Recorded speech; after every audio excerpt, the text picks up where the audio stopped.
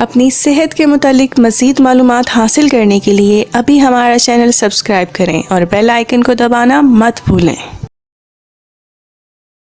अस्सलाम वालेकुम। Health awareness series में आज हम बात करेंगे अर्कुन्निसा के बारे में कि ये है क्या, क्यों होता है, किन वजूहात की वजह से आते हैं और ख़ास तौर पर इसके इलाज के बारे में अक्सर लोगों को आइडिया नहीं होता, पता नहीं होता, वो मुख्तलिफ़ मसाइल का शिकार होते हैं और एक स्टेज पे जाके इसको नाकाबिल इलाज समझा जाता है। तो आज उन सारी वजूहात पर हम बात करेंगे, इसके इलाज के बारे में बात करेंगे कि वो कौन से तरीके इलाज है कि उनसे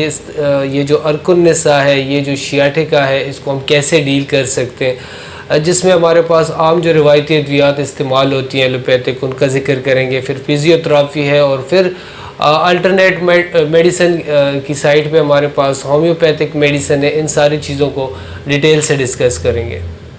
सबसे पहले बात करते हैं कि ये जो अर्कुन्निसा है, जिसे रगे निसा भी कहा जाता है या इसके अलावा और काफ़ी नामों से इसे पुकारा जाता है या इसे कहा जाता है, मेडिकल में इसे शियाटिका कहा जाता है। और शियाटिका जो है यानी ये कि यहाँ से जो कमर से जो शियाटिक नर्व निकलती है उसमें से ये नाम जो है निकला है, यानी जो शियाटिक नर्व के मसले होते हैं वो दब जाती है, तो इसकी वजह से इसका नाम जो है वो शियाटिका रखा गया। अब इसमें बेसिकली होता ये है कि ये जो यानी कमर है और L4, L5, L6 ये जो हमारे पास जो डिस्क होते हैं स्पाइनल कार्ड के, जो रीढ़ की हड्डी है उसके जो डिस्क है यानी कि हिप जॉइंट से थोड़ा सा ऊपर और यानी हमारी जो कमर है इसे नीचे, यहाँ पर जो ये L4, L5, L6 ये जो हमारे पास मोहर है, यहाँ से काफ़ी सारी यानी पूरे स्पाइनल कार्ड में से जो है नर्व्स जो है वो निकली होती हैं, असाब निकली होती हैं। लेकिन स्पेशली यहाँ पर जो नर्व निकली होती है उसमें एक है जो यानी जिसका नाम है शियाटिक नर्व। तो उसके दबने की वजह से यानी यहाँ पर जो ये पेन है वो रेडिएट हो जाता है, यहाँ पर अर्कुन्निसा की कंडीशन पैदा हो जाती है और ये जो दर्द है तो ये पूरी टांग में जो है ये चली जाती है। अब अगर शियाटिका की काजेशन के ऊपर बात करें, इसकी वजूहात के बारे में बात करें, तो वैसे तो आम तौर पर काफ़ी सारी वजूहात जो है वो गिनी जाती है कि मोटापे की वजह से जो है अर्कुन्निसा हो सकता है, फिर ख़वातीन के दरमियान ज़्यादा हो सकता है, इसके अलावा चोट वगैरह, एक्सीडेंट, ये गिरने की वजह से, यानी मुख्तलिफ़ चीज़ों को डिस्कस किया जाता है। लेकिन होता क्या है इसमें, हम उस चीज़ को डिस्कस कर लेते हैं। तो एक मेडिकल कंडीशन है जिसे हम हर्निएटेड डिस्क कहते हैं। तो इसमें ये होते हैं हमारे जो स्पाइनल कार्ड के डिस्क हैं ये एक दूसरे के साथ कनेक्ट होते हैं और इसके दरमियान जो एक ख़ास किस्म की जो फ्लूइड होती है, जैसे आम लोग जो है वो गोश्त का नाम दे देते हैं, तो ये जो फ्लूइड होती है मुख्तलिफ़ वजूहात की वजह से, मुख्तलिफ़ बीमारियों की वजह से, जेनेटिकली यानी मौरूसी बीमारियों की वजह से, टीबी जो है वो फैमिली हिस्ट्री में या फास्ट हिस्ट्री में रही है, यानी कि मुख्तलिफ़ बीमारियों की वजह से ये जो डिस्क हैं जो एक दूसरे के साथ जुड़े हुए हैं, इसके दरमियान जो वक्फ़ा है ये ख़राब हो जाता है और यहाँ से ये जो फ्लूइड होते हैं जिसे आम लोग गोश्त का नाम भी दे देते हैं, इसमें से थोड़ा सा बाहर निकल आता है। यहाँ पर जो है शियाटिक नर्व है उसको ये कंप्रेस कर देता है, उसको ये दबा देता है, उसको पिंच कर देता है। तो इस वजह से जो है यहाँ से दर्द जो है वो रेडिएट हो जाता है, यहाँ से दर्द जो है वो उठता है, वो हिप जॉइंट की तरफ चला जाती है, यानी खोले से होकर वो टांग के जो बैक साइड है, जो पुश्त है, यहाँ से यानी बहुत ज़्यादा तेज़ी के साथ पाँव में ये दर्द जो है ये चला जाता है। तो इस कंडीशन से, इस तरीके से, ये जो वजह हमने बयान की, यानी इस तरीके से अर्कुन्निसा वो पैदा हो जाते हैं। फिर इसके अलावा हमारे पास एक और ख़ास वजह ये हो सकती है कि जिसे हम बोन स्पर कह सकते हैं मेडिकली। उसमें ये होता है कि ये जो डिस्क है, वर्टेब्रल डिस्क है स्पाइनल कार्ड के, यहाँ पर यानी जो हड्डी है वो बढ़ जाती है, जिसे हम ओवर ग्रोथ कह सकते हैं, यानी बोन ओवर ग्रोथ की कंडीशन आ जाती है और वो फिर उसी तरीके से जो यानी यहाँ पर आसाब है, जो शियाटिक नर्व है, उसको दबा देते हैं, कंप्रेस कर देते हैं।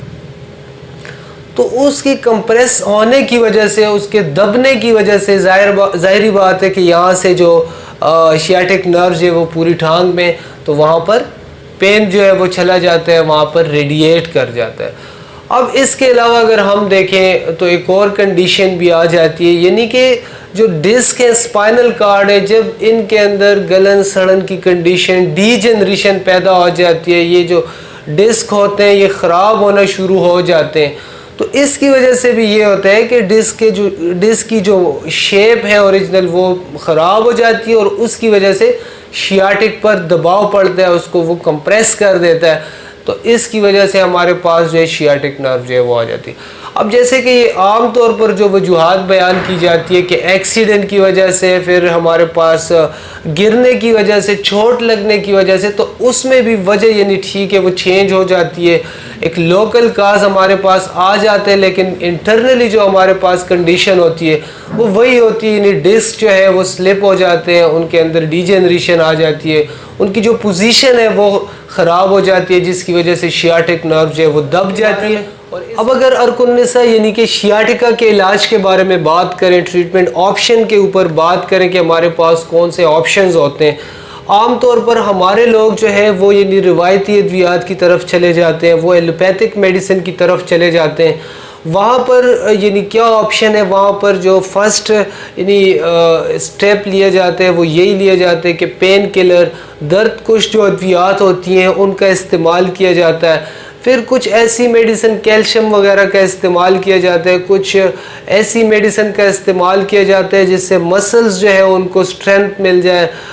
मिथोकोबाल टाइप की मेडिसिन का इस्तेमाल किया जाता है ताकि जिस्म के अंदर, मसल्स के अंदर ताकत आ जाए, स्ट्रेंथ आ जाए। और इसके अलावा जो है स्टेरॉइड का इंजेक्शन भी लगाए जाते हैं, जब कुछ केसेस सेवियर हो जाते हैं तो स्पाइनल कार्ड में स्टेरॉइड का इंजेक्शन लगा दिया जाता है। और आखिरी जो ऑप्शन वहाँ पर बचता है, यानी कि जब इन सारी चीज़ों से पेशेंट ठीक नहीं हो रहा होता और आमतौर पर ऐसा ही होता है कि उसे फ़र्क नहीं पड़ता, तो वो फिर सर्जरी की तरफ चला जाता है। और सर्जरी में क्या किया जाता है कि वहाँ पर जो हर्निएटेड ऑलमोस्ट ये कंडीशन होती है, जैसे कि हम काजेशन में डिस्कस कर रहे हैं कि जो हर्निएटेड डिस्क है वहाँ जो फ्लूइड निकली होती है और उसने जो है यानी शियाटिक नर्व को दबाया होता है, तो वहाँ से उसको रिमूव कर दिया जाता है और शियाटिक नर्व को रिलीज़ कर दिया जाता है। तो इस वजह से सर्जरी की तरफ जाया जाता है। फिर इसकी कुछ साइड इफ़ेक्ट्स होती हैं, कुछ रिस्क होते हैं कि नहीं, जिससे जो है चलने फिरने में या पाँव को जो है नुकसान हो या फालजी कैफियत का सामना हो या दीगर नुकसान, रिस्क वगैरह होते हैं। और ये फिर ये जो कंडीशन होती है फिर 100% श्योरिटी भी नहीं है कि यानी ये बिल्कुल 100% ठीक हो जाए, क्योंकि जैसे हम डिस्कस कर रहे हैं कि ये जो हर्निएटेड डिस्क है ये कंडीशन है। अब ये किस वजह से आई है, उसके पीछे मुख्तलिफ डिजीज़ हो सकती है, उनको देखना चाहिए। फिर मौरूसी जेनेटिक्स जो काजेशन है वो जब तक वो सॉल्व नहीं होंगी तो ज़ाहिरी बात है कंडीशन ख़त्म नहीं होगी। फिर कुछ लोग हमारे ऐसे होते हैं जो इस चीज़ को समझते नहीं है, वहाँ से यानी पाँव के अंदर से, टांग के अंदर से खून को निकाला जाता है, बहुत ज़्यादा अजीब अजीब थेरेपीज की जाती हैं, इंजेक्शन के ज़रिए वहाँ से खून को निकाला जाता है। तो आप खुद इस चीज़ को समझ गए कि मसला कहाँ पर है। जब तक वहाँ से जो है प्रेशर नहीं हटाया जाएगा, जो शियाटिक नर्व को कंप्रेस किया गया उसको ठीक नहीं किया जाएगा, रिलीज़ नहीं किया जाएगा, तो मामला ठीक नहीं हो सकता। फिर सेकंड ऑप्शन के तौर पर फिजियोथेरेपी का इस्तेमाल किया जाता है। फिजियोथेरेपी इस कंडीशन में बहुत ज़्यादा हेल्पफुल है। वहाँ पर कुछ ऐसे एक्सरसाइजेस का सहारा लिया जाता है जिससे यानी ये जो शियाटिक जो नर्व है इसको रिलीज़ किया जाए और जो डिस्क है वो अपनी जगह पर चले जाए। लेकिन ये हेल्पफुल है, वैसे ये ट्रीटमेंट ऑप्शन नहीं है, यानी इसे परमानेंट इशू सॉल्व नहीं हो सकता। हेल्पिंग टूल के तौर पर ज़रूर इसको इस्तेमाल किया जाना चाहिए, बहुत हेल्पफुल है। फिर जैसे हम सेकंड ऑप्शन के तौर पर होम्योपैथिक अल्टरनेटिव मेडिसिन की बात करते हैं कि हमारे पास अल्टरनेटिव मेडिसिन में क्या ऑप्शन है, हमारे पास सेकंड ऑप्शन क्या होनी चाहिए जब हमें मुख्तलिफ इश्यूज़ आते हैं। तो होम्योपैथिक मेडिसिन अगर यहाँ पर हम बात करें कि यहाँ पर जो मेडिसिन है उसको कैसे एडवाइस किया जाता है, उसका क्या तरीक़ेकार है, तो यहाँ पर जितनी भी मेडिसिन इस्तेमाल करवाई जाती है, जो इस्तेमाल होती है वो एज़ पर काजेशन है, यानी कि मुख्तलिफ काजेशन को डील किया जाता है, ना कि वक्ती तौर पर सिम्टम्स को। यानी कि अगर हर्निएटेड डिस्क है तो हर्निएटेड डिस्क को भी डील किया जाता है और उसके पीछे काजेशन को भी देखा जाता है कि किस वजह से हमारे पास जो है हर्निएटेड डिस्क जो है वो डेवलप हो गया। तो अगर उसके पीछे जेनेटिक्स में मौरूसियत में कुछ बीमारियां हैं तो उनको भी साथ में टच किया जाता है। फिर अगर जस्ट हर्निएटेड डिस्क तो वहाँ पर यानी ग्रुप ऑफ मेडिसिन का इस्तेमाल किया जाता है, जैसे कि हमारे पास कैलकेरिया फ्लोर है। वो एक ऐसी मेडिसिन है जो कि यानी डिस्क को अपनी जगह पर ले आती है और जो हर्निएटेड कंडीशन वहाँ पर डेवलप होती है, कोशिश होती है कि वो वापस अपनी जगह पर आ जाए। तो कैलकेरिया फ्लोर का बहुत इस्तेमाल किया जाता है और इसकी जो यानी पहचान आम अल्फाज में फिर की जाती है। जो यानी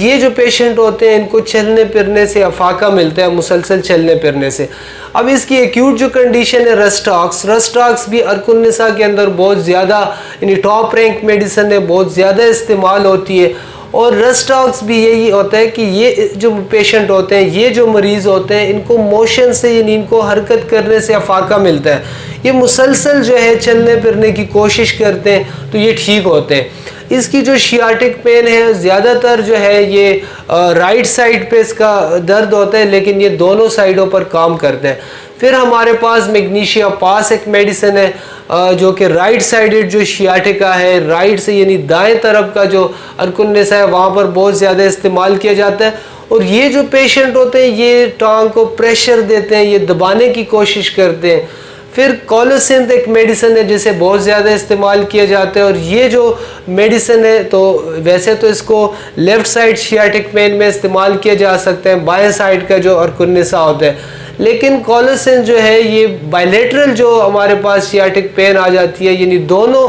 टांगों में जब पेन की कंडीशन हो तो उसमें बहुत ज़्यादा बेहतरीन रिजल्ट ये दे देती है। और इसमें ये होता है कि यहाँ पर जो मसल्स होती हैं, लेग्स की जो मसल है, फिर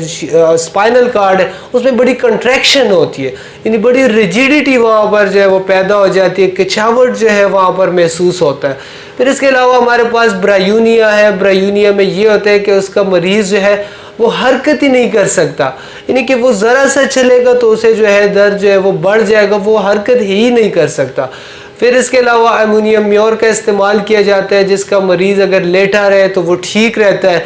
लेकिन बैठने वगैरह से उसके दर्द में जो है तकलीफ़ जो है वो बढ़ जाती है। फिर विस्कम एल्बम एक ऐसी मेडिसिन है जो कि ज़्यादा तौर पर कॉमनली